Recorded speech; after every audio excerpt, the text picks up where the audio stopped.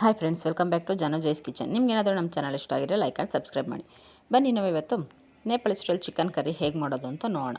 ಮೊದಲಿಗೆ ಒಂದು ಪ್ಯಾನ್ ತೊಗೊಳ್ಳಿ. ಪ್ಯಾನ್ಗೆ ಡ್ರೈ ರೋಸ್ಟ್ ಎಲ್ಲ ಚಕ್ಕೆ, ಲವಂಗ, ಏಲಕ್ಕಿ, ಮೆಣಸು,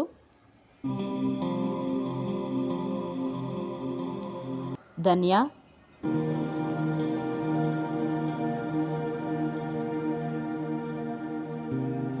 ಜೀರಿಗೆ,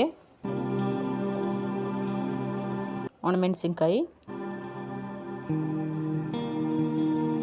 ಸೋಂಪು ಹಾಕ್ಬಿಟ್ಟು ಆರಾಮ ಬರೋವರೆಗೂ ಡ್ರೈ ರೋಸ್ಟ್ ಮಾಡ್ಕೊಳ್ಳಿ.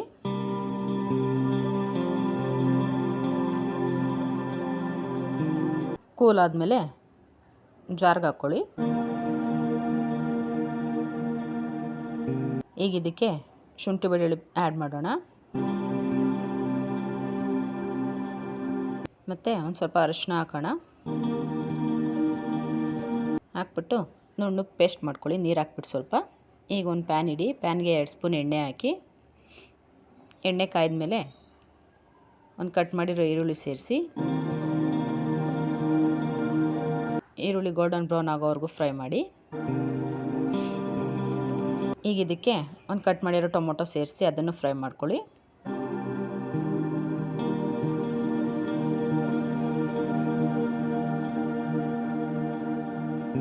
ಟೊಮೊಟೊ ಫ್ರೈ ಆದಮೇಲೆ ರುಬ್ಕೊಂಡಿರೋ ಮಸಾಲ ಪೇಸ್ಟನ್ನು ಆ್ಯಡ್ ಮಾಡಿ ನೀಟಾಗಿ ಮಿಕ್ಸ್ ಮಾಡ್ಕೊಳ್ಳಿ.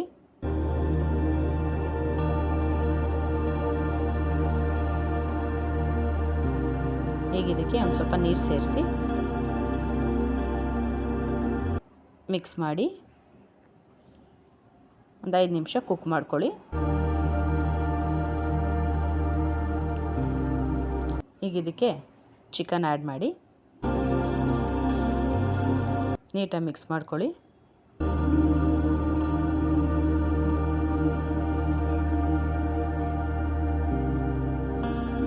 ಈಗ ರುಚಿಗೆ ತಕ್ಕಷ್ಟು ಉಪ್ಪು ಸೇರಿಸಿ ನೀಟಾಗಿ ಮಿಕ್ಸ್ ಮಾಡಿ ಲಿಡ್ ಕ್ಲೋಸ್ ಮಾಡಿ ಒಂದು 10 ನಿಮಿಷ ಕುಕ್ ಮಾಡ್ಕೊಳ್ಳಿ.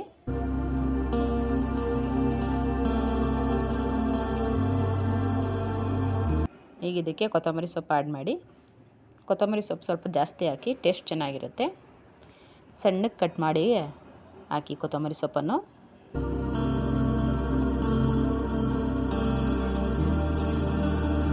ಮತ್ತೆ ಲಿಡ್ ಕ್ಲೋಸ್ ಮಾಡಿ ಒಂದು 5 ನಿಮಿಷ ಕುಕ್ ಮಾಡ್ಕೊಳ್ಳಿ.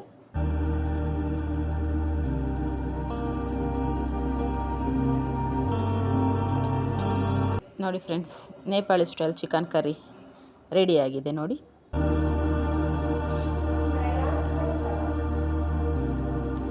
ನೋಡಿ friends, Nepali style chicken curry ರೆಡಿಯಾಗಿದೆ. ಬನ್ನಿ ಟೇಸ್ಟ್ ಮಾಡೋಣ. Thank you.